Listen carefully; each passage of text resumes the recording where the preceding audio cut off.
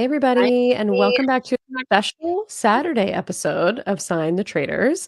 We're brought to you by Silent Podcast. We're anything but silent, and we took a day off for Valentine's Day, as one does. But we're back here with you on a special Saturday to review this kind of ridiculous episode of The Traitors. I'm your host, Katie, and I'm here with my wonderful, faithful co-host, Javier.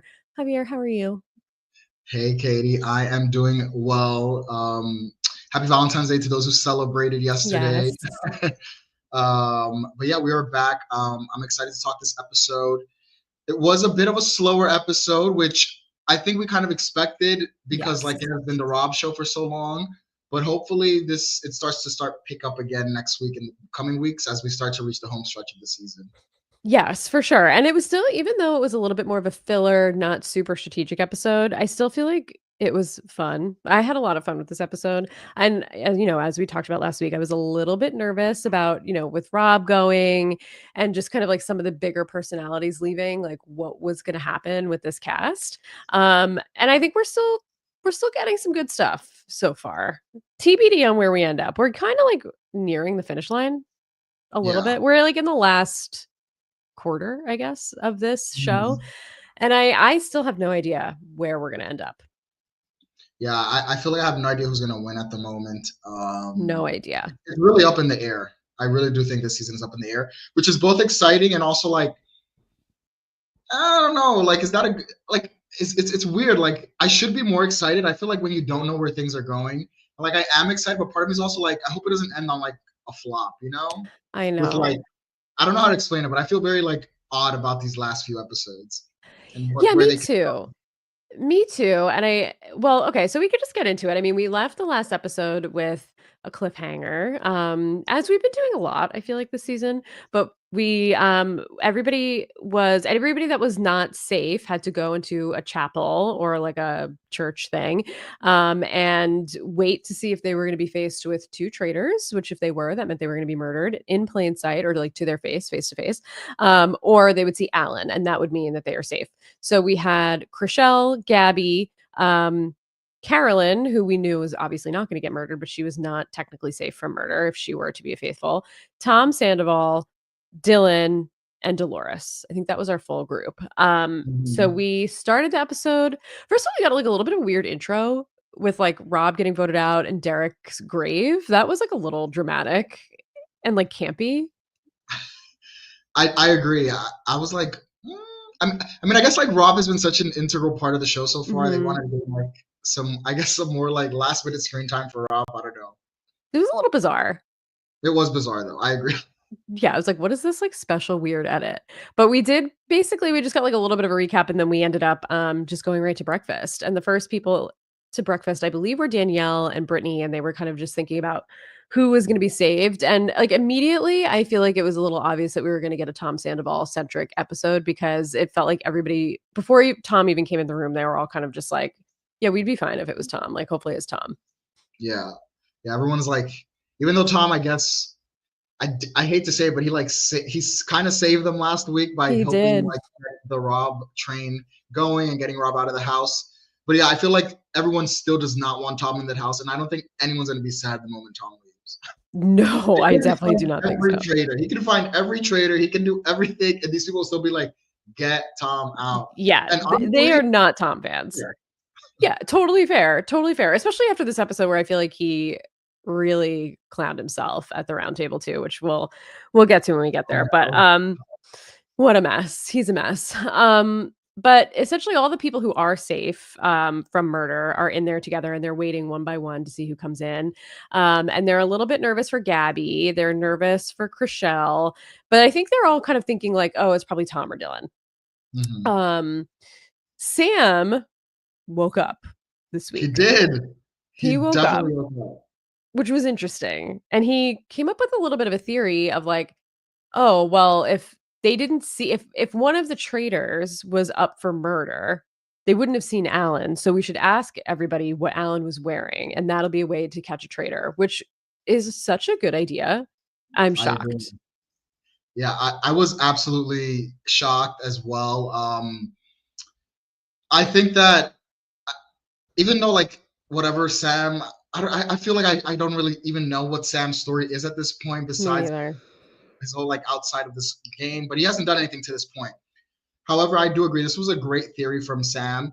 But as I'm watching the show, I started thinking about like, what if it were me? Just knowing how I would be in this show, I feel like I genuinely would just forget what, because Me like too. a million things are going in your brain. So like, part of me is like, wait, this is actually a great theory. And then part of me is like, it's kind of unfair because I know I'll be like so nervous at all points while Oh, playing this game. same. So it's also like I wouldn't fault someone for forgetting at the same point, but I Right. do agree it was nice to see Sam wake up and come up with I would what at the end of the day is a pretty good theory, even if I do think it can be a little flawed. Yeah, for sure. I was thinking the same thing. Like, I don't know how I feel like when I get like nervous or anxious or something, like my brain kind of just not that it shuts off, but like I don't have a great memory. So, which I Yeah. understand, like people say you shouldn't use like eyewitness testimonies as like a point, like a totally proven way to like find someone guilty for something because, like, people can remember Mhm. things wrong, and, like, I get that because I feel like I remember things wrong all the time, or I just, like, black out. So I would have probably done the same thing.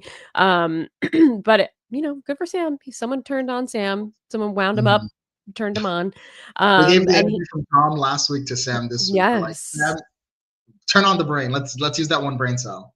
Yes, which is so interesting. I was not expecting it. But one by one, everybody comes in. I think we started with Gabby, and then did we get Tom right after Gabby? Yeah. Yeah, so everybody was kind of just like, ugh, like, no one was happy to see Tom. I think there's, Yeah. like, even a clip of Brittany, like, annoyed that Tom walked in the door, which is just so funny how much she totally hates Tom, which we get a great episode of Brittany just hating on Tom the entire time. Yes. Yeah. I don't remember who came in necessarily after I that. think Carolyn, because then this is when they interrogated Yes, this Carolyn. is when they interrogated Carolyn, and Carolyn, based on the edit, didn't even form words. Yeah. Pretty It did rough. not look good for Carolyn when she came in. And again, this is kind of what I was just alluding to. Like, part of me is like, oh, this is rough on Carolyn. And part of me is like, but also I can't blame her. Like, I feel like I would forget these things. Like, I would get tunnel vision playing this game, and my Totally. brain would just forget things.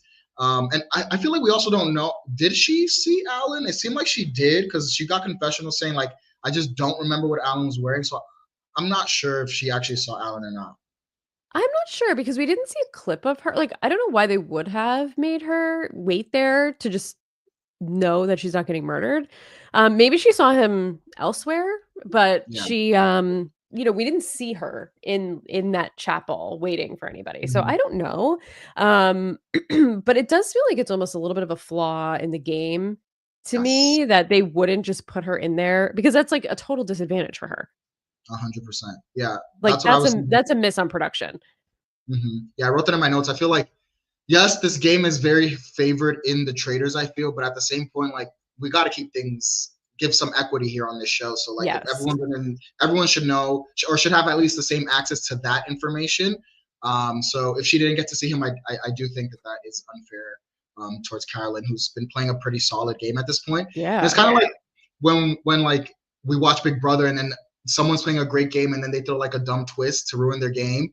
So that's what I was afraid of while watching this because I do think Caroline has played a pretty solid game. And I was like, is this twist really going to ruin for her? But lo and behold, our Tom comes in and I guess Yep. saves Carolyn, even though it felt like he was about the idea. It was very bizarre. I don't know. It What do was you think so about bizarre. Yeah, so Sam was saying this, like, in front of Tom, I feel that? like, about, like, we Yeah. gotta ask everybody their story, like, this is how we're gonna be able to validate everything, and if someone has a different story or they don't remember something, like, we'll know, or that's a clue, and Tom was there, and then Carolyn seemingly was stumbling over her words, and then Tom was just like, "Yeah, he was wearing, like, that kilt," and, like, basically said exactly what Alan was wearing, and everybody Mhm. was like, "No, stop talking, like, you're supposed to let Yeah. everybody tell the story." What's with Tom? Yeah, that was so bizarre because Tom he just had such a good episode, and then and this is what I'm saying. I think the one brain cell this episode was given to Sam. Yes, So they're 'cause I sharing think, one. yeah, I think we also included Ivor last week, but about Mm, how all three of them were sharing a brain cell, and but like that's what it was giving. It's like Tom, like you had a really good episode last week, and then now you were part of this plan, and right away you kind of ruined it for everyone. So it was very weird. very weird, which Carolyn got very lucky that She Tom's a did. dumbass. Yeah. And I'm reading the chat right now. Yeah. Someone said like Carolyn got lucky. She acts ditzy all the time. So I think that also plays in her favor that she can just be like, Yes. huh, because she's always like the what's going on Yep. face. So I guess Yeah, that that's probably like very much her whole vibe. So no one would have thought Mhm. she was acting any differently. But we did get a couple of clips too of Danielle being concerned that Carolyn wasn't going to be able to answer the question. So I'm still not 100% clear on where these two stand, and even less so at the end of the episode, which we'll Yeah. get to. But in this episode, it felt like, okay, they were going to squash it. They were going to work together at least and like try and make it work. And it seemed like, at least from Danielle's perspective at breakfast, she was worried that Carolyn was going to get caught. hmm Yeah, I feel like this episode we got a lot of moments of which again, I don't feel like Danielle has any reason to lie to us, the viewer, and it seems like Right. she does now want to work with Carolyn, which again, it's hard for me to 100% be like Carolyn should trust her, Yeah. but it does feel genuine now, and I think that's good to see as a viewer, and hopefully they can squash it. And I will talk about the end, but I'm hoping they can squash it. Yeah. I hope so too. I'm a little, I don't know. Danielle is so, like I said last week, like I feel like the pendulum just swings back and forth on Danielle for me. And like I'm rooting for her. I like Danielle. I love Danielle as a Big Brother player. I'm just so confused by her thought process in this game. And I Mhm. don't know. I don't know what her real agenda is here. Same, I would love it if like, okay, Bob the drag queen's out and Boston Rob are out. So now like she wants to stick with Carolyn. I don't know why those two guys being out would change anything for her and automatically make her trust her. But I would love to see these two like team up and actually be like powerful traders together. I just don't know. Mhm. I don't know if we're gonna end up seeing that in the Yeah, future. We'll see. yeah, I agree. We do find out, I think Dolores comes in next, and then Mhm. we do find out it's between Dylan and Chriselle. I was 100% expecting Dylan to not walk through that door, and I got my wish because Chriselle, Dodo Bird Chriselle, is gone. She's gone. They murdered her, which is that's what I was hoping for. I wanted all the rest of them to be safe. Dylan, I would have been fine with leaving. He's not really giving anything, but we do get a little Mhm. bit more Dylan this episode. But yeah, I was happy that it was Chriselle. She was giving nothing. Yeah. Yeah. I would have preferred it to be Dylan. Just I feel like it's just if you listen to the pod for the past 2 weeks, I'm ready for Dylan to go, and I would have been happier to see Yeah. Dylan go. Do I think that would have been the best move? It's hard to say because Dylan seems to really like Danielle at this point, and I feel like Danielle has been losing so many allies. So I feel like Danielle would want to keep Dylan around. But as we'll discuss later on in the episode, that might not be the best thing for her. But I do think killing Chriselle makes sense to an extent. You know, no one will ever. I think Chriselle, and I think Carolyn told her this when they murdered her. Like, you are such a faithful. No one's ever gonna suspect you. So why would you keep her in the games? So I do understand killing the Chriselle, and for the sake of the show, she's also not really giving much because she's been just like going with the win. First name she Yeah. hears, that's what she's gonna vote out. So I'm not sad to see Chriselle go, but I am sad to see Dylan still in this game. But it is what it is. What about you, Katie? Yes. No, I mean, I totally agree. I don't need Dylan here. I'm fine if he goes, but I actually am happy that Chriselle is the one that was gone because I just like I was worried last week that we were gonna get stuck with like a Chriselle and Dolores to an extent is also not really giving anything. Mhm. It's fun to have a housewife there, but like she's just there like throwing votes on Tom. And I want people who are gonna actually like try and play the game and not just throw Yes. votes because with Rob out, and I don't know, it just felt like we were gonna hand this game over to these kind of like the duds at the table, Yeah. and she was like queen of the duds. So I'm Yes. glad I'm Sure. glad it wasn't Gabby. I was nervous about Gabby. Oh Gabby's yeah. great. So I would So have been so sad. yes, I would have been really bummed. So I'm glad that we got rid of Chriselle at this point. At least like Dylan, he's been so wrong and so misted by Rob, like so Mhm. embarrassingly misted by Rob and also Derek. Now that those two are gone, and we saw it a little bit at the end of the episode, which it was giving 100% Peter Pal energy, which I was not here for, but like at least he's back in the game and trying. I feel like he was just True. like sitting back and letting Rob and Derek just like tell him what to do, and he was doing Yeah. it. Now I feel like the mist has dissipated, the fog is lifted, and now he's like trying to play again. So I'm like, all right, at least Mhm. like if we see someone playing, I'm happy for that because we're not seeing like a lot of gameplay at this Yeah. point, now that Rob is gone. Yeah, that's true. I feel like, I think you made a great point. I do think Dylan, between like obviously Dylan and Chriselle, and Dylan probably can like maybe turn on some game savvy, and maybe Dylan can prove me wrong, and I can finally give Dylan some props besides that one read he had with Bob the Drag Queen. So we shall see if like Dylan can surprise me. Yeah, we'll see. We'll see. We did get a pretty funny, one of many funny Tom Sandoval moments this episode of everybody being really upset that Chriselle is gone, and he was very sassy and was just like, "Yeah, oh, I'm so sad," but he was like, "And I'm really gonna miss the personal digs," or whatever it is that he said. I didn't take notes on this episode for anybody listening. I only got a chance to watch it once this week. It's been a little hectic of a week, but that stuck out to me because I had to rewind it because I was like, "This guy is really unbelievable." He was like grinning ear to ear with Chriselle. Yes, like could not wipe the smile off his face that Exactly. Chriselle got murdered. He's a mess. He's a mess, and this really was like Tom Sandoval's starring episode. Yeah, we had a lot of Tom this episode. A lot of Tom. A lot of Tom. And then like, you know what? As much as he sucks as a dude, I said it last week, I'll say it again, he makes great TV, and he made great TV this episode. If we didn't have Tom, this episode would have been a flop. Yeah, that's honestly true. Tom did. He was unfortunately the star of this episode. He really was, for better or for worse. For better or for worse. Anything else to say about this breakfast? I think the only thing I want to touch upon is this breakfast began. So I feel like the past few weeks that I've been on the podcast, I've been talking about Sierra, and I feel like Sierra has been I've been lumping Sierra in with like Dolores and Chriselle. Oh yeah. But I think that this episode, beginning at the round table, we start to see like Sierra actually like bring out the fire and the energy. Because at the breakfast table, I forgot who they were talking about, but Sierra says like, "Oh, you can say that about Brittany as well," because they were saying that. Yeah, she said it right in front of her. Right in front of Brittany, like just through, because she was basically saying that like, I think they were talking about Chriselle going with the wind or like something along those lines, and then she goes, "Oh, but you can say that about Brittany as well," and I was like, "Oh, Sierra is now awake," and I think this episode, I actually started to really like Sierra, and I think I started to see more personality from her than I had seen in the past few episodes. And I think this was like the first moment of that for me to, besides Tom, I think this was also a very Sierra-centric episode. Yes, I totally agree with you. I totally agree. And the funniest thing about that is I think it was like Brittany sitting in one seat, Danielle in the next seat, and then like Sierra next to Danielle. So they were like almost right next to each other. Yeah. And she was like kind of talking shit right in front of Brittany, which was pretty funny. Yes, like right to her face. I like Sierra a lot. Summer House just started. The first episode was this week, and she was on Watch What Happens Live, and she's very interesting. She's like an interesting personality. I really do enjoy her. She seems very cool. But I agree with that. Yeah. I wish we would have gotten this episode, like every episode, and then I would have been like a Sierra stan, because I just really liked her this episode.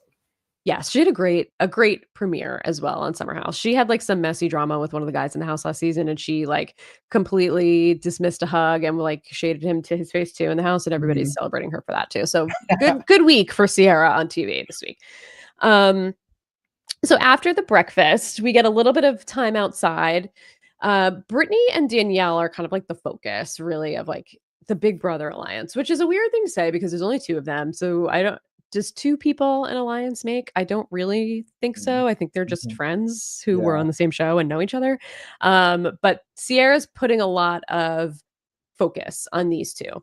We also get a scene, I think this is the point where Tom was like holding hands with a deer statue and like praying to it. I don't know what the fuck was going on there, but that was a moment in itself. Bizarre. So bizarre. I don't know what is going on.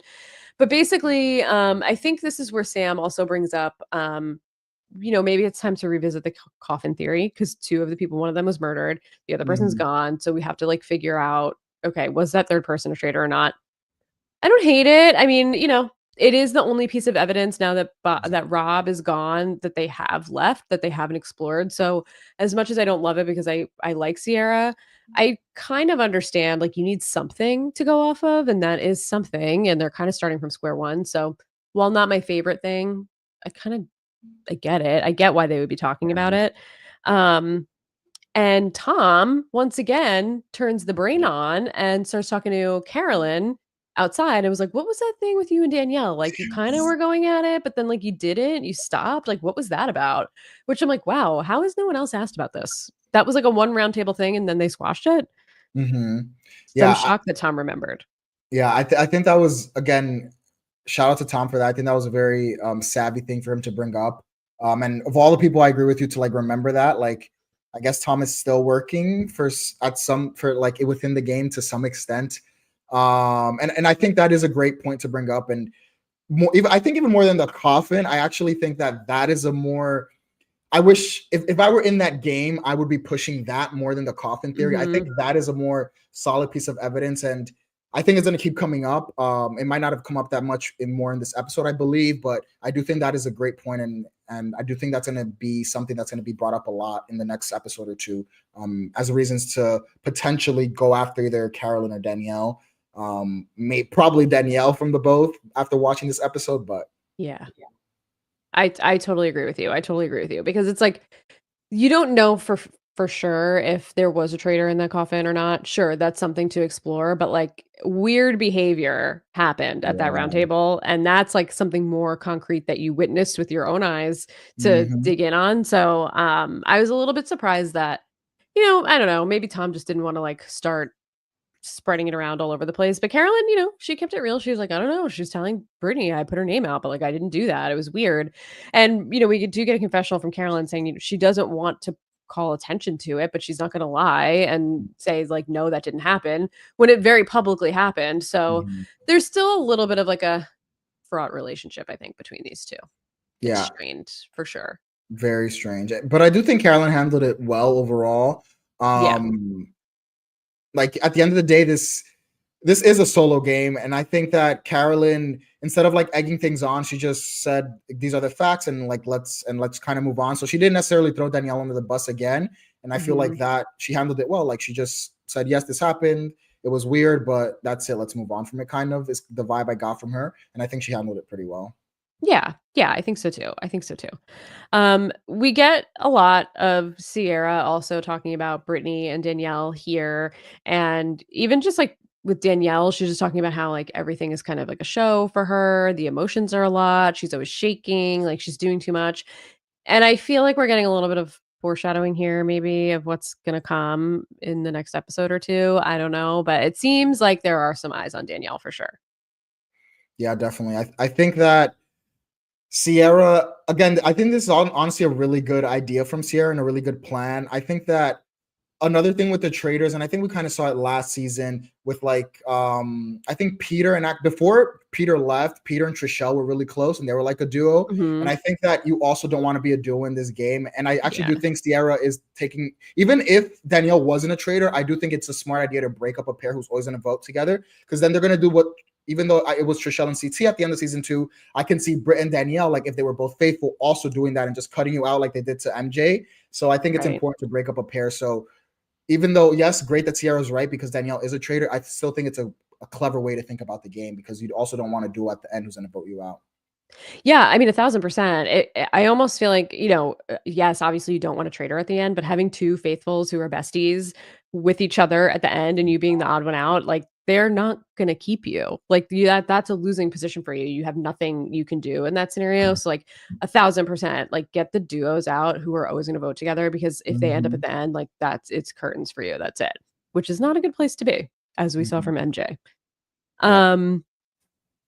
So yeah, we saw a lot too of the girls playing badminton or something and Yeah, polo. badminton. Like they're just like there's a lot happening. And I feel like there's a lot of focus on the women, which again, like this season, and we didn't really, obviously, Javier, you weren't here in the beginning, but like so much in the beginning was like men versus women at the beginning of the Yeah. season that I like hate that we're kind of getting back here with this. But like I guess I kind of understand they got two traitors out. They were two men. They're going to assume there's at least like one woman that's a traitor. So I don't know. I don't love it, but like there's a lot of like, oh, the girls, look at all the girls, which, not my favorite thing in the world.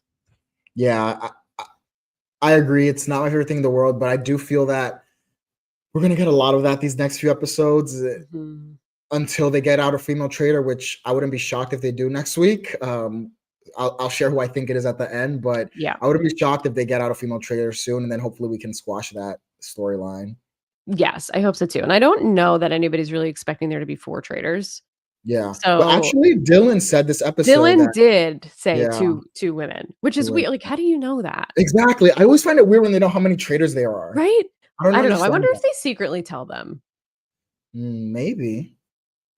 I don't know. That would be stupid though. Like, why would they do that? I don't Yeah. know. It's always so weird when they know exactly how many traitors there are. Because Mhm. 4 is not there's not usually 4. Exactly. Yeah. That's why I was like, So why why does would he Dylan assume know that? this? Yeah, it's a little weird. It's a little weird. Mhm. Um, so then we get to the mission, which I saw this mission already in the UK this season, and it was my favorite mission. And I was a little frustrated at first, but then this mission completely delivered because I was worried that we weren't getting enough like ridiculous mess, and it got made up for in tenfold. So basically, this mission, the group had to split up. Half the group goes to this cabin in the woods. The other half stays back at the castle. And we've seen this mission in different iterations before. It's like there's Yes. riddles, and they have to like call and like describe, like solve the riddle, and then find the thing in the castle. But this is by far my favorite version of this challenge. So the group in the woods has to go and find dolls and listen to the dolls or find the dolls that are singing backwards lullabies and repeat the way that they're singing the backwards lullaby into the phone at the castle. The castle then has to also repeat the way the person on the phone sang it into this. I don't know what that machine is, but it'll take what you're saying and then play it the right way or like backwards, I guess. In this case, it'll be forwards. And then they have to go back and try and figure out which nursery rhyme, or I guess it's a nursery rhyme, not a lullaby. Um, and it's just completely ridiculous. Yeah. It is. It is such a weird challenge, and part of me is like, how do they even come up with this challenge? Like on Yeah. paper, like just hearing you explain it again, I'm like, this is insane. Like, whose mind said, let's make a challenge where we're gonna play weird, we're gonna have creepy dolls play nursery rhymes in reverse, have these people look like idiots, reciting it back, but then Uh, make it into a nursery rhyme. So it's it's so definitely, funny. but it is a funny challenge to watch. It is an entertaining one. You're so right, because even, like, last week, the challenge was, like, diabolical. Like, whose brain is coming up with these things? Yeah. Like, I don't know, but especially this one, it is so convoluted, and I'm, like, hearing myself say the words out loud, and I'm like, "Yeah, this is someone had to." Yeah. You're right. Someone had to think of this. Like, who's thinking of this? Exactly. Whoever it is, Who? I'm glad that they did it because this was so ridiculous. In the UK, it was hilarious. It was completely ridiculous, and they were so into it. Like, this one I got nervous because also the people in the woods are the only ones that have an opportunity to get a shield, and everybody was, like, super shield hungry this episode. So Yeah. the first, like, 20 minutes of the 30-minute Yeah. challenge, they were not even listening to the dolls, they were just trying to find the shield, which I was Mhm. like, "If they ruin this challenge for me and I don't get the ridiculous mess from that I got in the UK, I'm gonna be pissed." And then thanks to Tom Sandoval, Yeah. it was delivered, and this was like Tom Sandoval can go and get murdered tonight. He delivered everything that we needed from him for the entire season in this one episode alone. Yeah. I agree. I think it was I was annoyed at first as well. I was like, everyone wants to shield, like whatever. Like, luckily it's just one shield this week after our Yeah. conversation last week. I'm glad that it was just one shield and that the inside people didn't have access to the shield.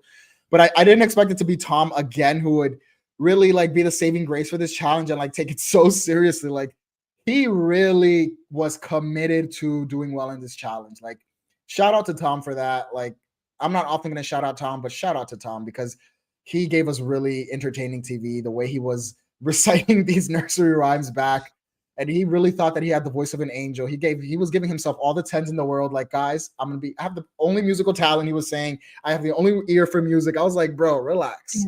Okay, so this is where you are not a Vanderpump Rules watcher, right? No. So this is where I wish that you were, because the history of Tom Sandoval's, like, fumbled musician, like, or musical Oh, aspirations, the timeline spans a decade because the show is 11 seasons long. So, like, this has been going on with Tom for the Oh, entire time that he's been on Vanderpump Rules. So he had a band that had a song called Touch in Public that was like horrendous. I forget the name of the band at the time. It'll come to me. But he had made like a music video and it was a disaster. They were like almost like a bootleg LMFAO. Like that's what they sounded like, but like imagine like worse, like not fun. Then mhm. there's a scene of him playing trumpet and it was like it sounded like a whale dying. Like it was so bad. It was just like, and it was edited so comically on the show. I have to find it. I wish I had it queued up to play on this podcast because it's just so ridiculous. He bought a penis flute and he plays into the penis flute and it's like literally in the shape of a penis and it just sounds crazy. But the most egregious thing is that he has a band of paid musicians that he pays out of his own pocket and they're called Tom Sandoval and the Most Extras and there's like 20 people in the band, maybe 11 total, like no exaggeration, probably 11 people, maybe more. And they went on tour and he wasted like all of his money taking this band on tour and they're a cover band, but they're horrible. It's like a bad wedding band and they're the worst band you will ever hear in your entire life.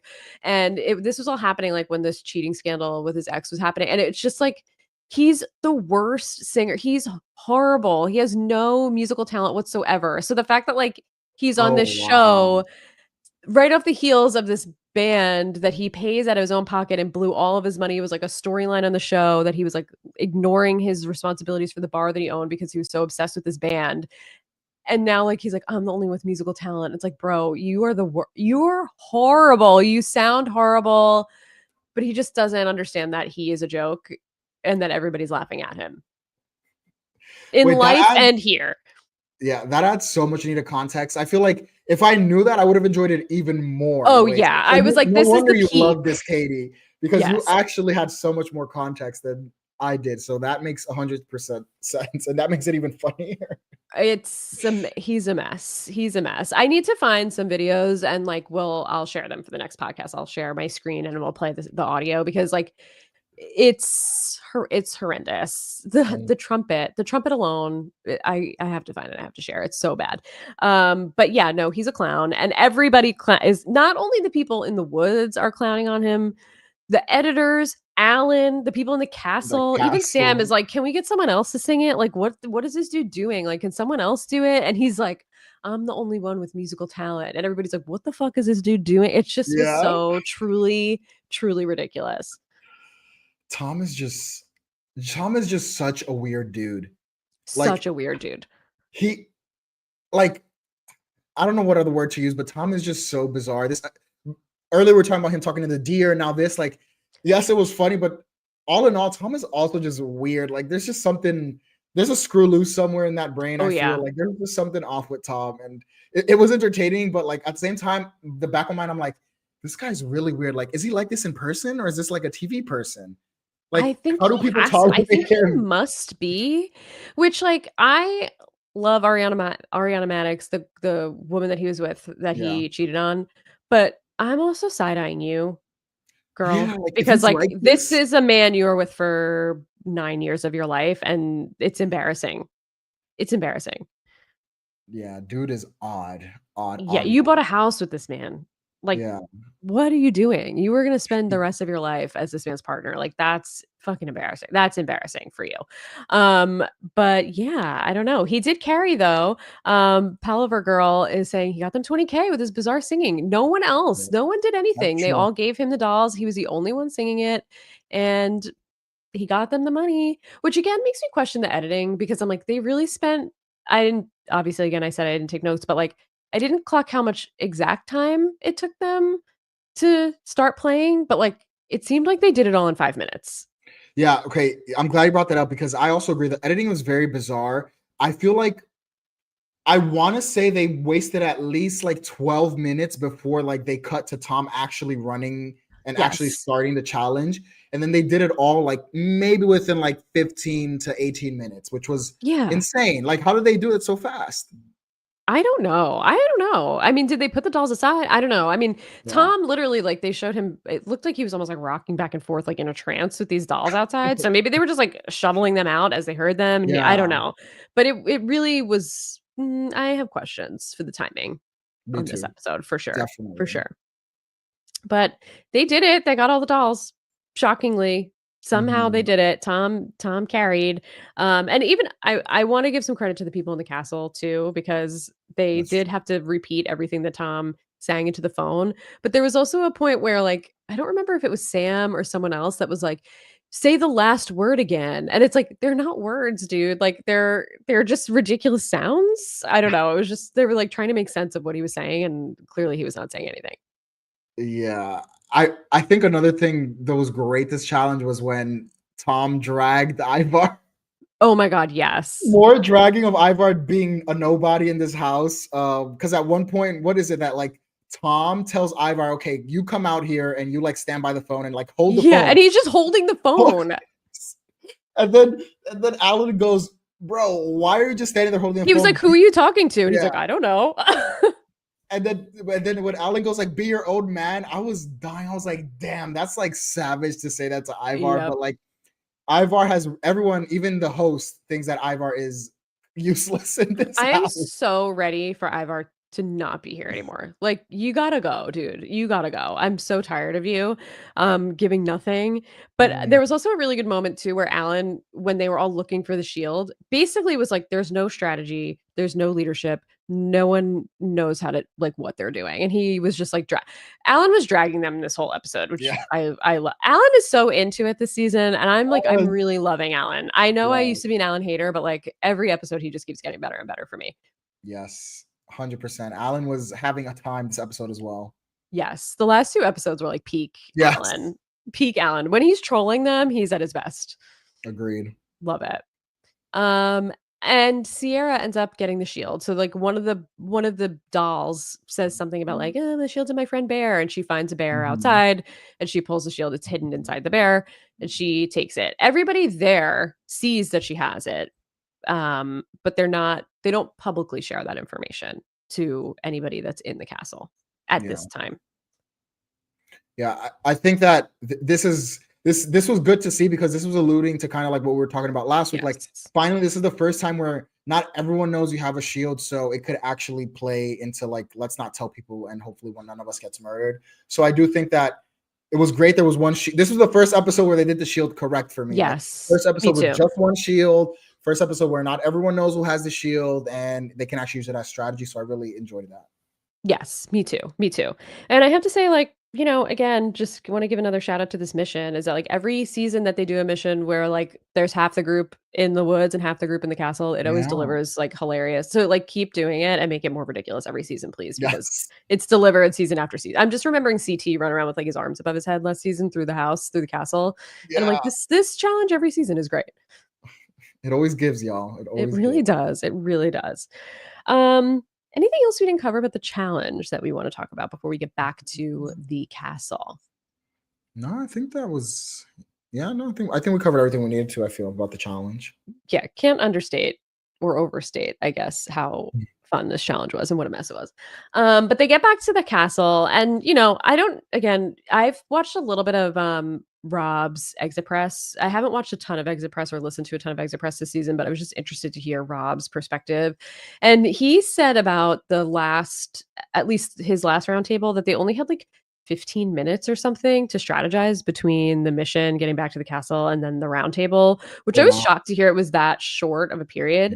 And I don't know if that's the case every time or if that mission was just extra long because they had to stand there and bring all that stuff in. But I was kind of keeping that in mind this episode because I just felt like there's not a lot of time to really think about the theories that are out there if it really is only like 15 minutes. Rob said something like the show is just super produced. Like they really is not a lot of time. It's super produced. Like you have to be somewhere at an exact time every time, and like is not a lot of free time to strategize, which I thought was very interesting.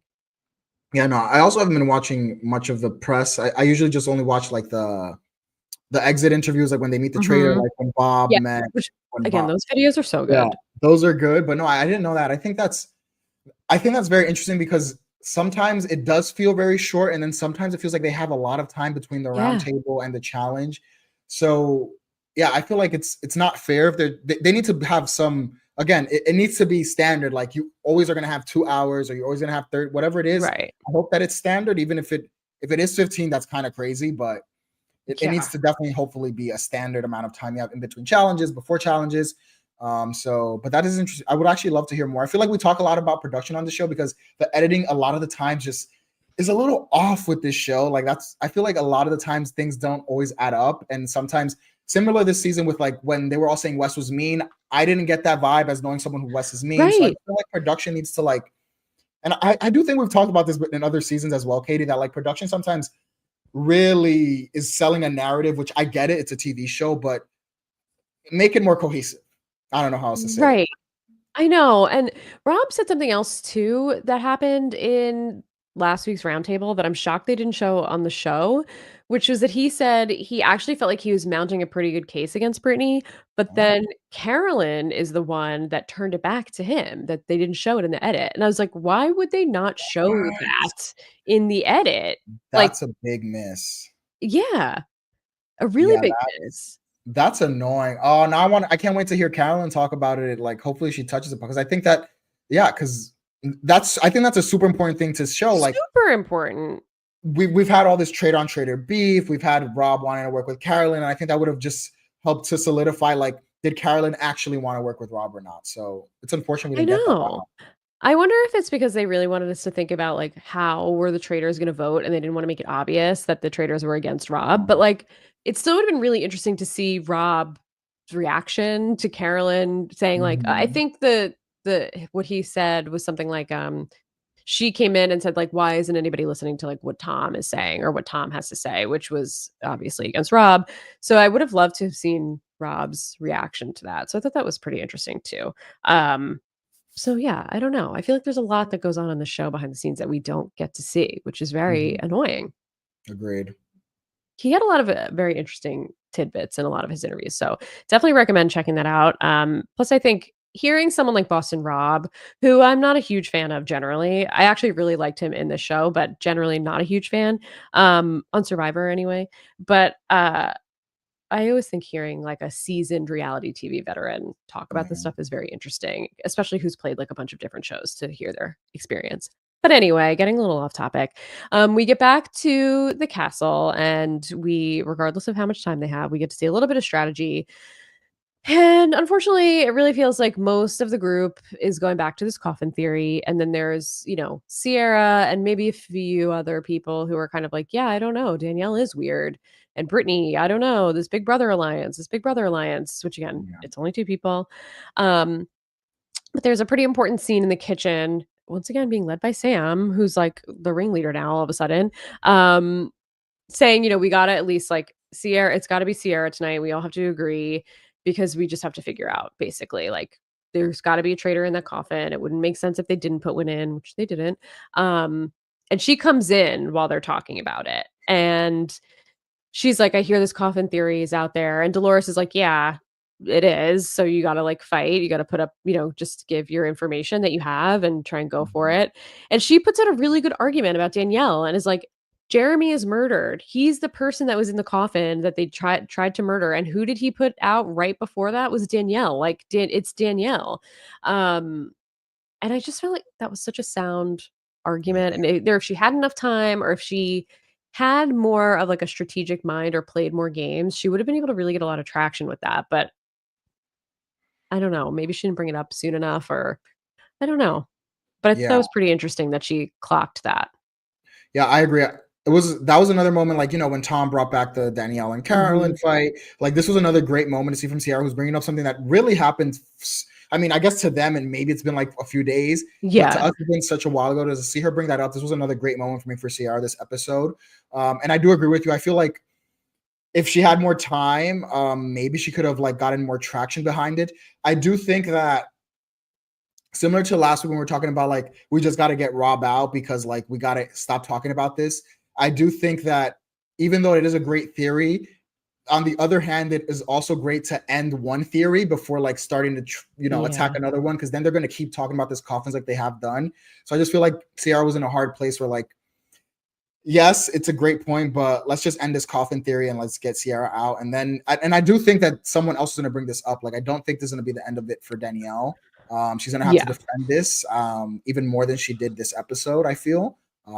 Especially, I think another thing that Sierra, now that we're talking about, could have done is that she could have flipped it in the sense that the same way that Rob has been playing, it seems she could have been like, it seems like all the traitors are playing this game. They're killing the people to make it seem very obvious so that it wouldn't be very obvious, if that makes sense. And I think that if Sierra would have also gone a bit stronger on that front of it, she also maybe would have gotten more traction and survived. Yeah, I totally agree. I know, she was so close. She was so close. And I mean, I understand it, and I get, like, especially with the way that this game is, you get to the end and you have to, if you have any doubt about anybody, you have to vote them out, because if there's one traitor standing, that traitor's going to win all the money. So I don't think Sierra had a chance, even if she got to the end, to win this game, because that coffin thing was always going to be stuck with her. Like, there's no way at the end someone would have been like, well, we got to vote her out. You know, they would have had to. If I were playing the game, it'd be like, we don't know. Like, we have to. She's got to go. Like, it's the one thing that's still, like, out in the open and we're not sure. So, like, we have to eliminate that as a factor so we can try and win the money. So I think, like, you know, obviously we're getting ahead of ourselves. We didn't get really talk through the roundtable yet, but, like, you know, Sierra is banished this week and we know that she's a faithful. But I think whether she gets banished tonight or banished at the finale, there's no way she was winning the game. Like, that ruined the game for her, essentially. Agreed. It's true. I think you have to do that with anybody. Like, if you have any shred of anything, you're gonna have to vote that person out just to be safe, just to get the money. Exactly. Like, you can't trust anyone 100% in this game ever, especially with, like, something like that. Like, you kind of just have to see it through. Yeah, totally. So we're at the round table. And, you know, the other thing that's happening while this is all going on is that everybody is theorizing, we started talking about this a little while ago, is that 2 of the traitors that they've caught thus far have been men. And, you know, we need to think about it being a woman. Like, they wouldn't have 3 men as traitors. So, like, you know, you got to get the one, you know, a woman out to be, it's got to be another, you know, it's got to be a woman. So they're really zeroing in on Sierra, the girls that are left. That's really the only, and there's not a lot. There's not many of them left. So they're not many in general, many people left. But this is going to create a little bit of a problem, I think, for our traitors moving forward, and it already has started to. But that, I think, is also, like, not a lot of men are going to get banished at these roundtables moving forward. Yeah, I think it's going to be, unless the men start getting murdered off one by one, I do think that we're going to see most of these men at the end, unfortunately. Yes, I think so too.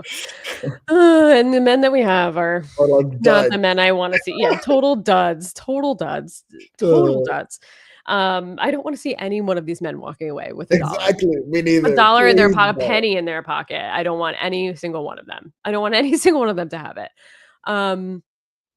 But so we get started here, and Tom Sandoval, this theory comes up, and Tom Sandoval comes out of the gate and is just like, well, women statistically make better cheaters, which he is, like, the poster boy of cheaters in pop culture. Like, he's had the last 2 years of Tom's life have been a complete disaster because he had such a public cheating scandal. And this guy really came out and said those words at this roundtable. And these women dragged him. They all dragged him, and it was amazing. Sierra was like, yeah, of course you would say that, whatever, you know, like, you would say, and Danielle even was like, really, you're going to be the one that's saying that? I mean, they really all came for him, and it was a beautiful thing to behold.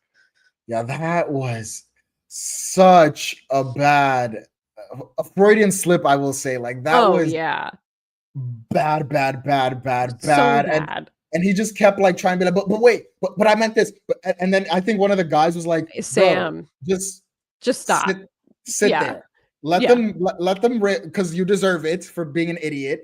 And then let's move on, because you sound dumb as hell right now. Because that was wild. I literally was like, that was like a job. I was like, oh, there's no way he said that. I was like, did he just say that? I know, that was, I think it was Sam that was just like, you're burying yourself, dude. Just, like, stop talking. Just stop. I want to see the unedited footage of that, because I'm sure that situation went on longer than what we saw on the show. And I want to soak it in. I want to soak in every moment of, like, these women coming for that man. You know, I will say this. I know we're talking about, we were glad Chriselle got voted out, but I would have loved, I feel like we would have seen the Chriselle that sometimes comes out on Selling Sunset, who can be very spicy, I think we would have seen that would come out to defend her friend, and she would have gone off, and that Oh would have my been God, good TV. yeah. I think we actually would have gotten good TV from Chriselle if she would have been there for that moment. It's true. We were actually a little bit robbed A of that. little bit. The You're one totally thing right. we're robbed of from Chriselle was her being able to hear Tom say that in person. I think she would have gone Yes. in, and it would have been good. Oh yeah, 1,000%. It would have been amazing. It would have been amazing. But unfortunately, this is really where almost the whole table piles on Danielle. I mean, I'm sorry, Sierra about the coffin theory. And, she does fight for herself. She really does try, and she does put out Yeah. Danielle's name. And this is the first time I think, other than Carolyn, that Danielle's name has really been put out there. But she's pretty much just saying, like, Jeremy said your name, and then, like, he got murdered. And Danielle gave a very weak defense of herself. And she's like, I don't know, guys, I am a faithful. Like, why would I kill all of the people that are closest to me? Which I feel like is such a bad response because it's like, of course you would. So people wouldn't suspect you. Like, I'm Mhm. actually surprised that no one was like, of course if you kept every person that you were close to or allies with in the house, everybody, it would be obvious that it was you. Um, so I thought that was like not the best defense. And I'm always like, especially after Rob, I feel like Rob just does such a good job defending himself and, like, getting people to, like, I don't know. I mean, he put on a show, but I'm like, you guys have nothing to do other than try and think about how to cover for yourself, and these are the things you come up with? Like, you can think of something a little better. Yeah, I agree. I thought her argument was kind of weak.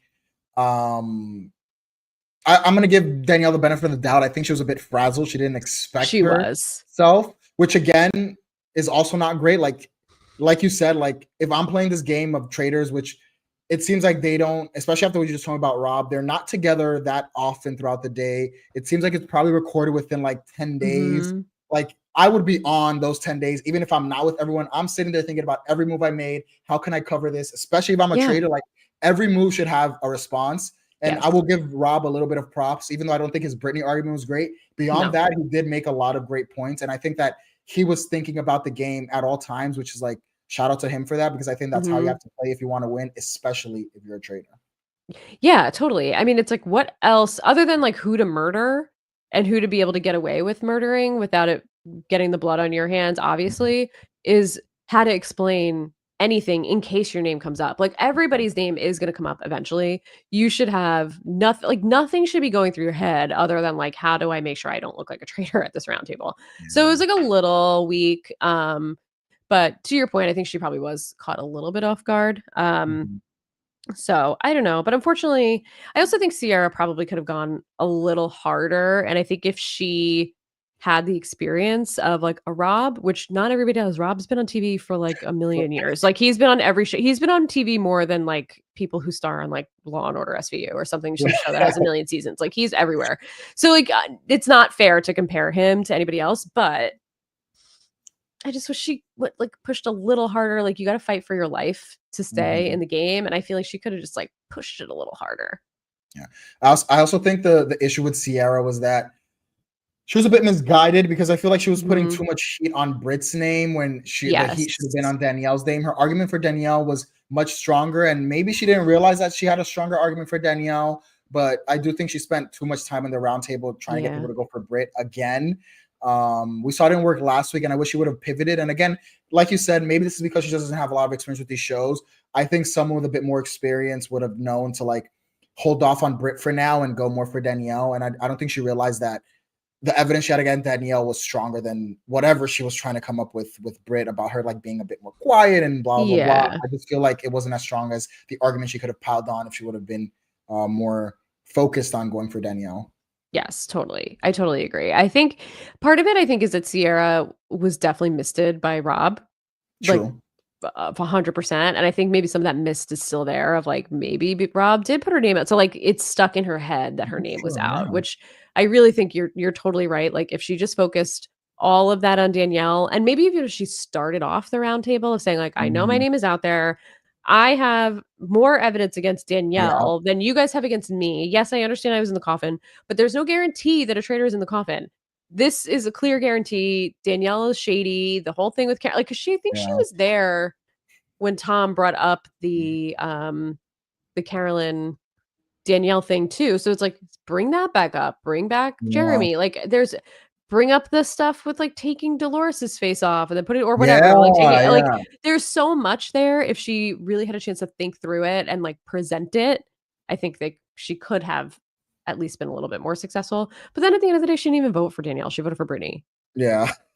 So I guess she maybe didn't really believe Danielle was a traitor. yeah, maybe not. At least not as strong as she believed Brittany was, because she didn't vote for her. Maybe that's what it was. Yeah, it's a little weird because I feel like for episodes now we've heard her say like the crying is a little much with Danielle or like get over it, Danielle. But then she focused on Brittany. It was like a little inconsistent.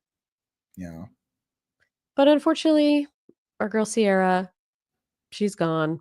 She also was on Watch What Happens live this week on Bravo. And pretty much every week now, Andy Cohen has had on the faithful that either gets murdered or banished like the day before the episode airs. And I don't know why they're doing that, but they had her, they had Bob Harper, they had, I think, Chrishell. Well, Chrishell, no, that was earlier in the season, but they had it a few times, like literally the day before that person either got murdered or voted out or whatever. And I'm like, what are we doing here? What's bad. with the press of this? Like, it's a spoiler at this point. So I don't know who's on Wednesday, but hopefully it doesn't spoil Thursday's episode for us. Although I think the show actually spoiled Thursday's episode for us already, which we can talk about. Well, I didn't catch that, so I won't say it. I won't say what the spoiler is, but there is a spoiler that was in the trailer that they made a mistake. Yeah, they made a mistake. I didn't watch the next episode preview, so that's good. Oh, okay. Yeah. Anything else about this roundtable? I guess the only other thing I wanted to talk about was, how did you feel about, because again, I feel like Brittany has been more in the spotlight in the past few episodes. How did you feel about Brittany's argument against Sierra? Because Sierra was going against her pretty hard. Did you feel like Brittany this time did a better job defending herself than she did against Rob? Or did you feel like it just was the coffin theory was the reason why they didn't go for Britt, and Britt is kind of screwed next week? I don't think Britt is screwed next week. I don't think anybody actually really does think it's Brittany. Okay. I guess we didn't really talk about how 100% convinced Brittany was that Sierra is a traitor. Like, she basically was like 100%, like it's definitely Sierra. I think she did. I don't know if I would say she did a better job last week. I don't know if it's Brittany's behavior that's going to make people suspicious of her, or if it's just that like she's so close to Danielle and it's going to make people suspicious on both of them. But I think it's going to fall harder on Danielle than it is going to be on Brittany. Like, I don't really think Brittany's doing anything that's like super suspicious. Yeah, that's true. I would agree. I think Brittany made one good point, that she said something along the lines that faithfuls tend to, because she essentially, Sierra was saying that Brittany has been very quiet, and a lot of times traitors are quiet because they like to lay low. And Brittany, I think, made a good point that actually being as a faithful, it probably is better to be a bit more quiet, because if you're very boisterous, then you're going to be targeted, like we saw with Peter last season. Like, if you're always at the headlines as the faithful, you can also get easily murdered by the traitors. So I feel like that was one of the solid points Brittany made about like why she is not a traitor, more of a faithful, because I do agree that if the loud faithfuls will, the loud and right faithfuls, that's the key point, I think. Yes. If you are loud and right, you're dead. Like, no one's keeping you around. Why would you do that? So I do actually think it is a good point that Brittany made, that like falling to the background is a good faithful strategy. In a way. I think it's also easy to murder people who are quiet and don't really contribute a lot. I think it's like a balance between being smart and active, but not putting the spotlight too much on yourself, versus being loud and wrong and a distraction and just being kept around because why would a traitor get rid of you when you're clearly like their sights are not on you. I think it's a balance. And I also think it's so dependent on who the traitors are too. Like, it's like you should also be, and I would not be surprised if Brittany this whole time is suspecting that Danielle is a traitor and that's why she's still in the house. But I think it's also like Sandra last season, like she probably knew Parv was a traitor the whole time. I think she's probably said that, but like Parv's not gonna kill her. So why would you out her? Same with Brittany. Like, why would you out Danielle if you thought it was her? She's keeping you safe, obviously. So I think there's just like so many different layers to it that I don't think it's like a blanket. Agreed. Yes, this is a good strategy, or no, it's not. But I think it is a valid thing to say, like, just because I'm quiet doesn't mean it's a bad strategy. Mm-hmm. It could be a good strategy.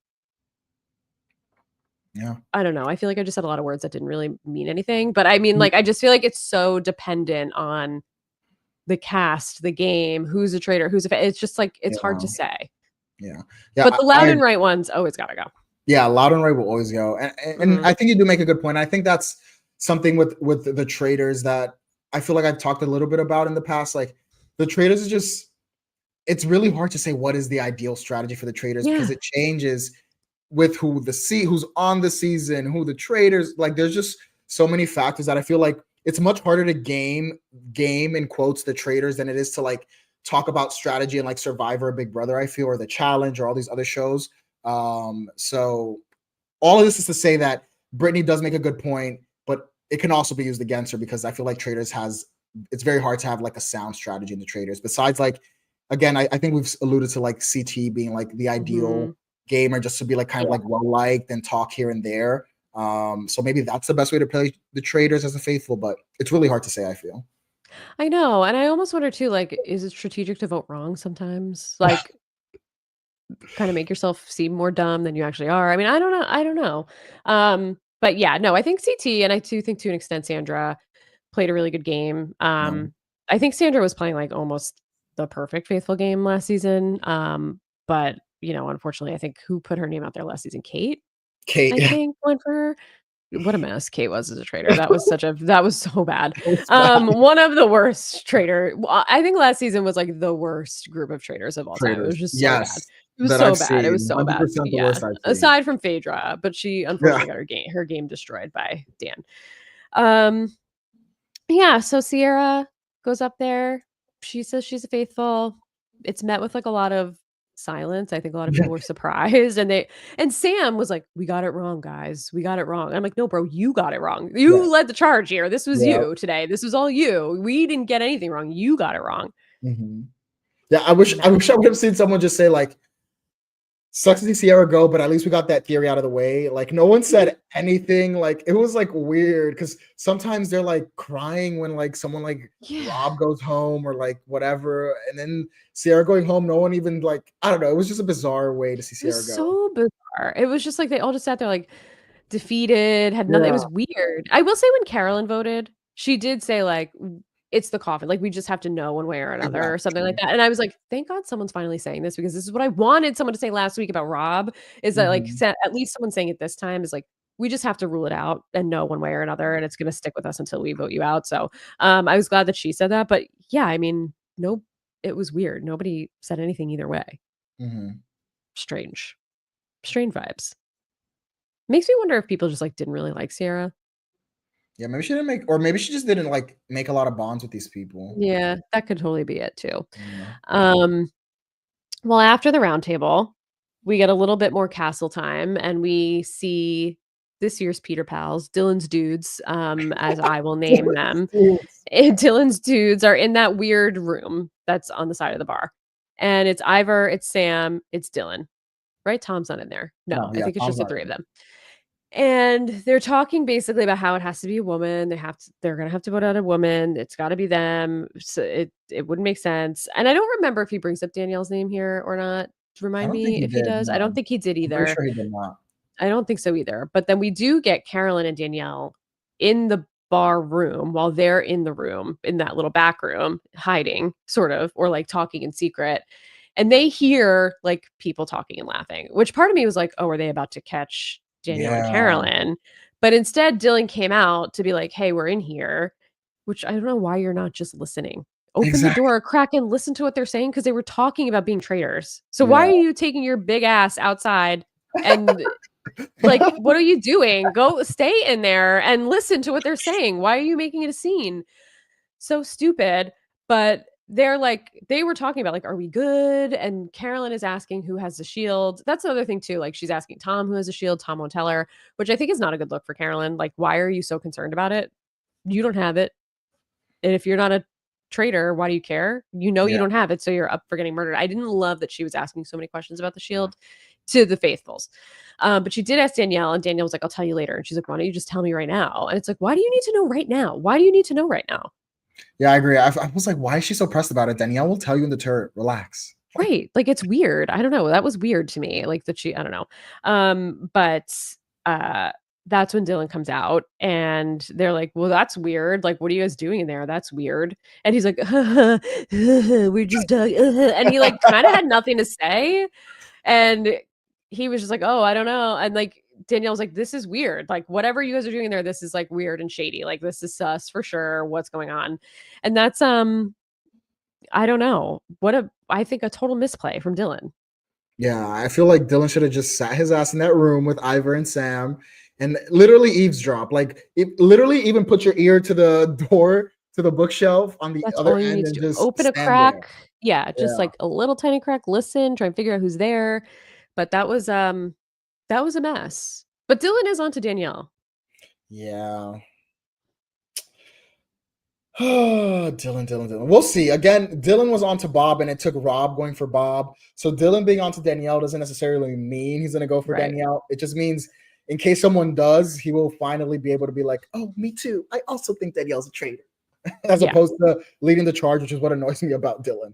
If he leads the charge against Danielle, fine. Maybe I'll give him a little bit of props, but yeah, we'll see. We'll see what happens. I think he was just so under the spell.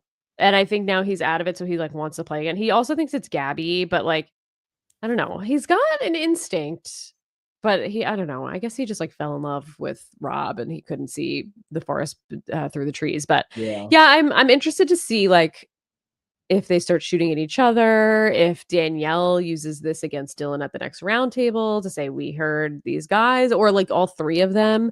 But obviously, like they got 2 traitors out. There's not going to be 3 more traitors. So it's not a secret meeting. I don't know. I'm interested to see where this goes. Yeah. I think it was also just to bring it back to me being able to say something negative about Yes, please, always do. It's all fun and games, guys. It's literally I just like talking shit. Don't let Derek Levasseur hear you talking shit because he'll make a whole issue about it. Oh gosh. But no, I think it was funny. We got like a confessional from Dylan saying that like how he always went for the popular vote, and then right away I was like, no, you didn't. You literally have never done that. You have literally not once done it. You were throwing votes every week, I think, except like maybe the Bob the Drag Queen week where you actually voted the actual person out. You were literally throwing votes for the past 3 weeks. So I don't know what you're talking about. You've been going with the popular vote. So that just irked me because it's just like, bro, you're so right. Be more self-aware. He didn't do that at all. Yeah, he didn't do that at all. So that's so annoying. I didn't catch that, but like that's literally the opposite of what he was doing. Yeah. So what a fool. I also didn't realize he actually thought that it was Gabby because we've never seen him say anything one way or another about Gabby. I always thought he was just throwing a vote to Gabby because he didn't think anybody else was going to vote for her. But then he tells us this episode like, oh no, I still think it might be Gabby. And I'm like, did you ever think it was Gabby? Like, I didn't realize that was a real thing. Yeah. I thought he was just throwing votes every week and it was just Gabby who he was throwing his vote on. But I want to hear his theory why he thinks it's Gabby because don't go for my girl. If Dylan gets out Gabby, y'all, the rant on this podcast is going to be even more than the last rant I got because that will really bother me if he gets out my girl Gabby. Well, let's talk about this. So shifting gears into the turret, we get Carolyn and Danielle and we learn that they can recruit. And Carolyn does not want to recruit. She's like, nope, I don't want to. And I'm 100. I actually agree with both of them a little bit here. I could see both sides of it. I'm more in agreement with Carolyn. Of course, she wouldn't want to have someone else in the turret with Danielle once they like finally just start to trust each other. But Danielle wants to recruit, and she wants to recruit Brittany, which I don't know what's going through Danielle's mind that she thinks this is even a good idea to bring up to Carolyn. Literally. But Carolyn is like, if we do recruit, we should recruit Gabby, basically. And I just think like I'm so with Carolyn that they shouldn't recruit, but Danielle is basically like, it would help us if we got a girl in here. And then she starts going on about like 3 gamers. We could have 3 gamers here and a sisterhood. But then she's also saying we could throw Brittany under the bus at the next roundtable and then it'll take the heat off us. So it's like she's saying both things. She wants to go to the end with them, but she also wants to throw Brittany under the bus. So it's like, okay, clearly you're kind of full of shit here, and you're just telling Carolyn, you're talking out of both sides of your mouth and just telling Carolyn whatever she wants to hear. But Carolyn does mention, like, if we do recruit, it should be Gabby. And I don't hate the idea of throwing Gabby under the bus as, like, fodder, but I don't want Gabby to go. But if Mhm. these two really want to work together, the plan should be Gabby. They should bring Gabby in, and they should throw her under the bus at the next roundtable, and that would be, like, the female traitor. Or let Dylan do it, like, if Dylan really is going for her, like, let Dylan do it and just vote her out. Um, what did you think about this whole scene here? So I had multiple thoughts about the scene. First of all, I agree with you. Danielle is wild for. She shouldn't have even brought Brittany up. Like No. you're trying to regain trust with Carolyn, and then you bring up your number 2 to want to bring them into the turret when Carolyn's already finally maybe has a little trust in you. Now you want to bring who everyone thinks is your She best literally friend. said the night before, like, "You have me, but you have Brittany more." And she's Yeah. like, "No, I have you." And now you're trying to advocate for Brittany to be in here so you could go against Carolyn with her? Yeah. So that was a mess, number 1 from Danielle. The second thing I thought I kind of agree with you in the sense that, like, I don't necessarily know what is the best play here. Because part of me is like, listen, they're gonna think it's all the women, so I might as well just get all the men out. That's how I would play. I'd be like, we need to just continue to kill the men Yeah. because they're gonna get out of women. But if we can get ahead of them and just get them women, like make them target Gabby. So let's say this week I take out Dylan, then they take out Gabby, then I take out Samara. You know what I'm saying? Like the Yeah. women, since they have more women, they're always gonna be a step ahead. And as long as they can keep the heat off from them too, and just allow them to vote out other women while they kill off the men, then that theory can die. Mhm. Maybe that's the way I probably would have handled it. But I can also see the other aspect of it, like maybe we should recruit a female or a woman and then like get her into the turret and then get her out as well, because then Mhm. that theory can die. So I don't know which theory is the best way to go, but what I will say is I do think getting Brittany in there would not be a good idea for Carolyn's game. Terrible. That Terrible much I can idea. say. But it's hard for me to say what the Terrible. better strategy is. Yeah, I mean, I'm with you 100%. I think it could go either way, and I think they have to murder the men because you can't start murdering women now because then it's gonna be, like, way slim pickings for you guys. So Yeah. because who's left? It's Gabby, it's Carolyn, it's Danielle, it's Brittany, And and Dolores. Dolores. So Mhm. if they kill one woman, 2 of those are traitors. So it's like it's just slimming the choices of the women down way too much. So, like, you have to Exactly. kill a man. But when you kill a man, then it's gonna make it a little more obvious that it's a woman. So it's Mhm. like that's difficult, I think, to balance. So I do think, like, bringing Gabby in or Dolores, but, like, no one's gonna think, "Who's voting out Dolores?" Like, no one's gonna do that. I think she's obviously a faithful. Mhm. Gabby's the one that I think could have been flying under the radar.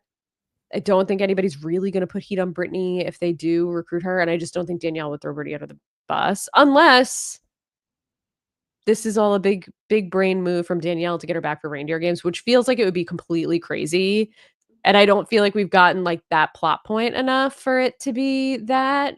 Is there any possibility that Danielle is trying to screw Brittany here? I don't think so. I like maybe like a 1% possibility that Danielle's trying to get her lick back with Brittany, which honestly, I'm not gonna lie to you, Katie, that shit would be funny as So it hell would to be me. truly so funny over, like, a show that isn't even really a real show. Exactly, like some BS show that, like, yes, it Yes. was entertaining, but like no one actually cares in terms of like a social Right. strategy aspect of it. Like it doesn't matter that much. But it would the pettiness. Pettiness Yes. brings Oh, me yes. joy with reality TV. So like the pettiness of it would just be really funny. I don't think we're gonna get that. I I don't don't think so think that either. Danielle's gonna recruit Brittany. I feel like she's gonna give Carolyn that at least. But it would be very funny. But on the other hand, if they do recruit Gabby and they throw her under the bus, I'm gonna feel some type of way for Me too. against Danielle and Carolyn. Like, I really like Gabby. Maybe Gabby can somehow win. Maybe they recruit Gabby. There's so much And heat on Gabby and Danielle. Carolyn team up. That's what I'm thinking. Exactly. That's what I'm thinking. So maybe recruiting Gabby can actually work out, and I can get a Gabby win somehow.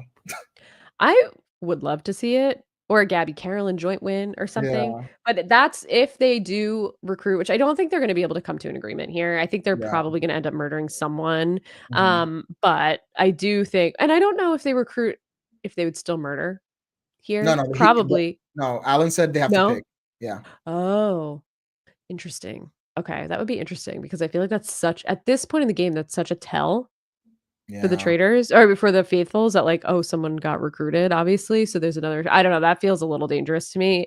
And that would be a point where I'd be like, I don't want to recruit anybody because it would be like we got to murder and get the numbers down. Mhm. Um, but yeah, I don't know. I don't know.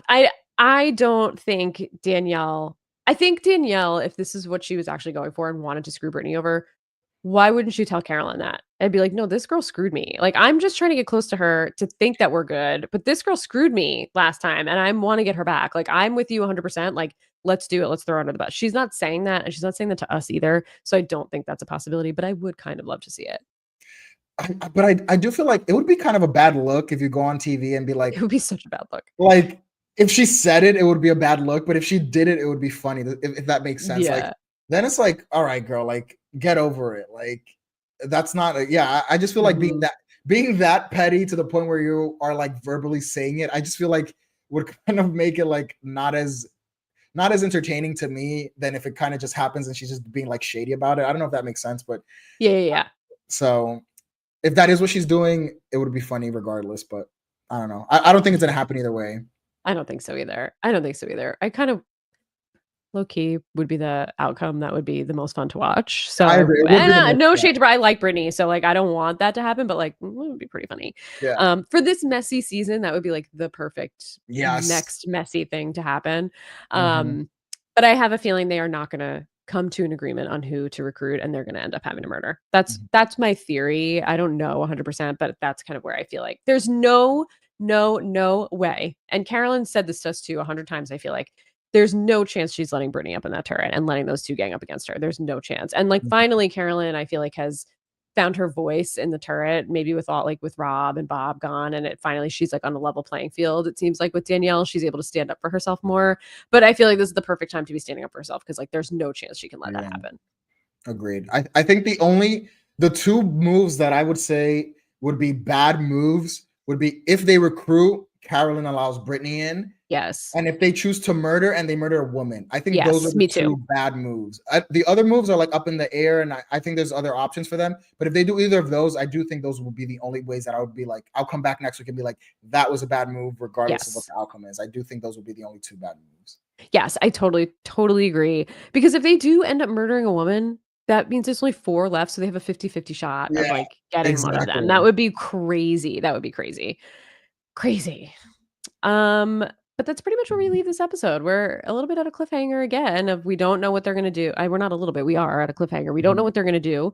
Um, yeah, I don't know. What are your final thoughts on, the episode? And I'll tell you what I'll tell you how they spoil, but I won't tell you what the spoiler is. Okay, got it. My final thoughts are that this did feel like a bit of a slower episode, not gonna Yeah. lie, but we did have some entertaining moments. Tom was entertaining at parts. It was great to see Sierra get a few moments of shine, even though unfortunately she had to go. Yeah. Um, and I do think we're still set up for some interesting end game with Carolyn and Danielle. These are the two where I feel like having these two at the end would be is the most interesting outcome, if that makes sense, just because they've had this like love and hate relationship. Like, will they work together or not? And I think the traitor on traitor violence has been kind of the storyline for this Yeah. season. And I think that kind of is just how the season has to end, with either Carolyn or Danielle winning out on the traitor front. I don't know if either of them is going to win the show, but I do think that's kind of where the season has been leading, that it's Yeah. going to really be like the traitor on traitor violence being the mainstay drama for the rest of the season. So I'm interested to see who wins and what ends up happening between Carolyn and Danielle. Yeah, me too. I think I have a feeling it's gonna come to a head next week at the round table. Like, I think it's gonna have to, just because of, like, the suspicion that's already out there on Danielle, the fact that they're going for a woman. I'm assuming Carolyn's gonna do whatever she can to save herself, and, like, I feel like we got a little bit like, some bits and pieces dropped in some of the confessionals this week of, like, Carolyn is gonna do her best to work with Danielle, but I don't think she trusts her 100%. She's gonna try and save herself more, so I have a feeling I don't know if one of them is gonna leave, but I do have a feeling, like, they're gonna go at it at the round table. They're gonna have to, I think. It's Mhm. getting to that point, especially if they don't recruit. Um, that might be the end for one of them this week. I don't know. We're getting close to the end. Like next week will be episode 9. We'll have there's 12 episodes of the season. Like I would be shocked if the two of them make it much further together. Yeah, I don't see them at the fire together. No way. I don't see them at the fire. But if they somehow will win, that would be so crazy. But I would have to give them so much credit. Like, yeah, exactly. Especially Danielle, who I really have not been high on her game this season. Yeah. Like, if they could put it aside and both get to the end together, that would be crazy. Yeah, I agree. That would be a shocking ending to witness Danielle and Carolyn win this season. Totally. And I do want to call out Sonia in the chat did say, and this is like going back a little bit, but that the biggest tell of this episode was when Danielle and Carolyn were laughing together in the bar because they've been publicly against each other. And I do wonder, that's a really good point. And I wonder if Dylan is going to share that or like start dropping a little bit about Danielle. And that's going to be how the Danielle stuff maybe comes up at the roundtable next week. Again, I don't know if it does or not, but I just have a feeling it feels like her name's out there, and that's going to be the next thing that people have any proof at all to explore now that Sierra's gone. So like, it's going to have to come to her. Would be interesting if we see Danielle versus Britt, because those are like the two names that are the most out right now. And maybe to save herself, Danielle tries to go against Britt. Question mark. Ooh, that could be interesting. That could be very interesting. So I guess we'll have to see. I think again, like we ended last week, we're ending on I don't know where the show is going in the next episode, which is both exciting and terrifying. So we shall see.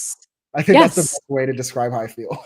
Totally. I don't feel any more clarity than I did last week. I have no idea. I agree. I think this episode was a little bit of a filler episode, but I feel like we kind of needed that too, a little bit. Like it was funny, you know, the roundtable wasn't explosive. We got 2 really good roundtables. We got a traitor out last time. You know, Boston Rob is gone. The personalities have been kind of like filtered out. So like it was like a needed palate cleanser because I have a feeling we're gonna be like right back in it next week. Yep. Well, I will say, so in the preview, there's a mission next week that includes the names of everybody on the show. It's like one of those like quiz ones where you have to like answer the questions. We saw it in the UK, and there was a name missing from the list of people. No. So I'm like, guys, come on, really? Damn. Are you spoiling your own show? Because there's a name missing. And they did that last season in the trailers as well, where they like spoiled the final 5. They like spoiled a bunch of things. So they need to clean that shit up a little bit. Tighten it up a little. Tighten that up a little. So I don't know, a little messy from production too. Both that and allowing these contestants who get murdered the next episode to go and watch what happens live. Like you guys got to control your press schedule more. What are we doing? What are we doing? Well, we'll see. We'll see if the spoiler's right. I'll confirm on Thursday if the spoiler was correct or if it was just like a random shot that cut something out or something. But with that, anything else we should talk about before we say goodnight and we look forward to next Thursday? I think we covered everything I wanted to talk about. So like too. We shall see what happens. I don't know if you have any other final thoughts, Katie. No, I don't think so. My last thought is I'm just excited for this reunion. Oh, I agree. I think the reunion is going to be a good one. It's going to be a good one. But that's it. And that's in like 4 weeks from now. So got some time to wait. A lot of show left. A lot. All right. Well, in that case, Javier, where can everybody find you? What are you up to? So everyone, I am finally on Blue Sky, y'all. Oh my God, that's so exciting. Blue Sky. My Blue Sky is, take away the underscore, just the Starboy, .bsky.social. I'm finally on. I am still on that other hell site, Twitter, for now. It's okay. As I slowly find my community on Blue Sky. But hopefully by the end of this podcast, like when we're done with this season, I will be officially off of Twitter. But we're working towards it. You see, we're making progress, Katie. We're getting off of Twitter. I love it. You just made my night. I'm so happy to hear that. And like, listen, we'll set a goal. Exactly. And we'll work towards a goal, and that's okay. Like baby steps. This is a nice big step that you took. Yes. So I'm very happy about that. I'm gonna go have to follow you right now. Yes. So just catch me on Blue Sky or on Twitter. I'll be sharing all of my thoughts on all the shows I watch. I still need to watch Deal or No Deal Island. Yes. And we'll see. Deal or No Deal Island this week. I will plug our podcast, Banker's Temple. We discuss this extremely unserious, messy ass episode of Deal or No Deal Island that took place this week. Like, it included cheating on the show, like gameplay cheating. We got a ridiculous cliffhanger. I saw that I don't know how to say this man's name, Manganello, yeah, whatever, posted like a whole dissertation on the internet about his thoughts of the episode. Like, this show was a mess. So you guys, whether you listen to our podcast or not, you should be watching it, because it's just, first of all, it's Dr. Will in the year 2025, which is a blessing in itself. And it's just, this cast is so ridiculous. The show is ridiculous. It's good. They woke up this week, and it's just delivering. So everybody should watch that show. And you should listen to our podcast if you want to hear us talk about it, because it's really, we are as messy as the show. We're just dragging this whole cast because they're all ridiculous. It's been a lot of fun. So definitely check us out there on Baker's Temple, and you can find me on Blue Sky too, realslimkatie.bluesky.social. I'm not going to drag anybody for being on Twitter. You all know my feeling about it. But I will say about Blue Sky, if anybody's on Blue Sky, can someone tell me what The Rookie is and why it's constantly in my skyline, and who these actors are? Because, like, what's happening? ABC show? I guess. I don't know. But there's stands, and they're all in my like Discover thing. And I'm like, who are these people? And why are we standing the show? And why am I seeing it constantly? That's my biggest gripe with Blue Sky, is like, and that's honestly, all things considered, there's no Nazis that I found yet. If it's really just like people standing The Rookie and these actors, I'll deal with it. But like, what is that? It's like a cop show on ABC. I haven't watched it, but I've seen it. It's also been on Twitter. The last time I've seen it, the stands have been wild because there was like a queer relationship that everyone was waiting to happen, and it finally happened. Don't know if that's why it's big on Blue Sky right now, but that's why it was big on Twitter a while back. So, well, it's every day I'm seeing like 50 posts about the show, and I'm like, what is this? Like, who are these people, and why is this all over the place? So that's my one. Like, I don't know why this is showing up in my algorithm, because I don't know what's happening. But that's it. You can follow me there. And you can follow us at Zion Podcast there as well. We're also on that other website if you must follow us there and you don't already. But you can follow us here too on YouTube if you're watching us live. Make sure you like and subscribe and leave some comments in the chat. We always love all of the live interaction too from you guys. We appreciate it. And we're available anywhere you listen to your podcasts, on our audio feeds also. So make sure you like, subscribe, rate us 5 stars there too. So until next week, I believe we'll be back on our normal time on Friday. I don't TBD, but I'm sure we will be. And you'll hear the confirmation at least to see if the spoiler was right. And I will find Tom Sandoval's trumpet video to play for you next week. So tune in for that at the very least. But in the meantime, thank you, everyone. Have a good evening if you're watching us live, and have a good whatever time of day it is if you're listening to us later. Bye. Bye, everyone.